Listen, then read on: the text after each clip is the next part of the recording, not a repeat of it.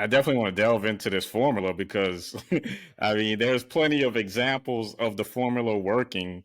So, Mary J. Blige, I remember when she first came out in the industry, and it was kind of clear that she was kind of, closed off and, was in her shell and didn't really like to do interviews. And I think there were stories of her getting into um, arguments and altercations, with people in the media.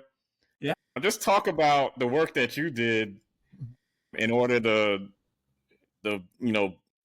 bring to light the Mary that we see now. I Like, think talk about that relationship. what I do is not, as I said, is not a cup of instant coffee. It's brewed coffee. It comes later.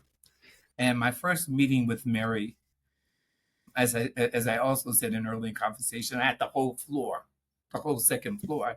So when the elevator opens, you're in my office. And I was standing there because she was an hour late. And I had this craving for a pastrami sandwich from the Carnegie Deli. And she came there an hour late. So she said, "Is Angelo here?" And I looked around. I said, "No, Angelo's not here, but Mr. Ellerbee's here." And she goes, "Well, whatever." I said, "No, it's not whatever. I'm Angelo Ellerbee. And you're 1 hour late. And I'm going downstairs to have my lunch. We can try this again tomorrow. Brick City, Newark, Yonkers. We're not doing this." So she had this big old bodyguard. I'm like, "Yeah, okay." I said, "So why don't we try this again tomorrow?" She said, "Okay." I went downstairs, that I went to Carnegie Deli, and she went wherever she needed to go.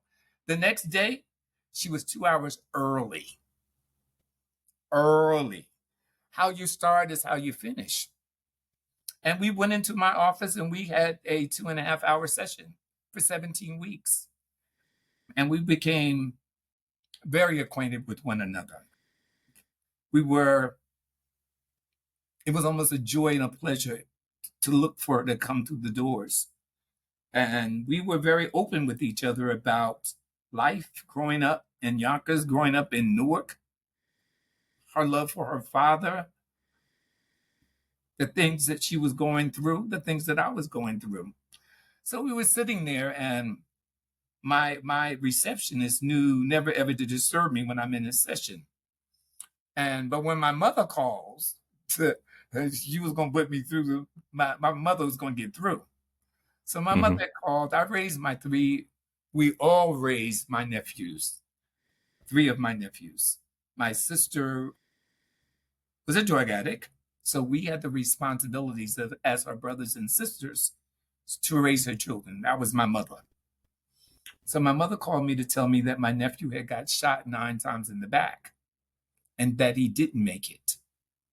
And I said, "Okay, I'm going to call you back, Mom, and I'll be there." She said, "You need to come home now." I said, "Okay." So Mary said to me, she said, "Why don't you listen to people's music?" I said, "Because I don't sell music." She said, "Do me a favor, would you listen to this song?" And it was, "If You Could See What I See," and I'm go, "Okay." And then a tear came down my eyes. She looked at me, she said, "What's up with you?" And I went to tell her what happened. She said, "So why are you still sitting here?" I said, "Because I made a commitment to you. I'm going to finish doing what I'm doing without sounding cold. My son, my nephew is gone. You're not." And we continued. And that, her next visit was like, it was just like refreshing because Hmm. I got a chance to see her sensitive side and she got a chance to see my sensitive side. And so it made it very, very easy for us to further communicate and become partners and for me to help her. She used to hate watching our old interviews. You know, the old interviews was she was sitting in the chair, blah, blah, blah, blah.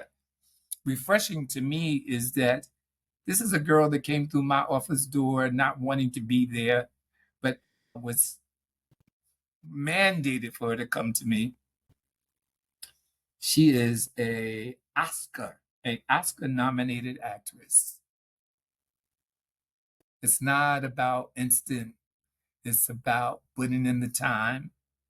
It's not about drinking that instant coffee. It's about that brewed coffee. And I am just so pleased and so proud of her to see where she's at today.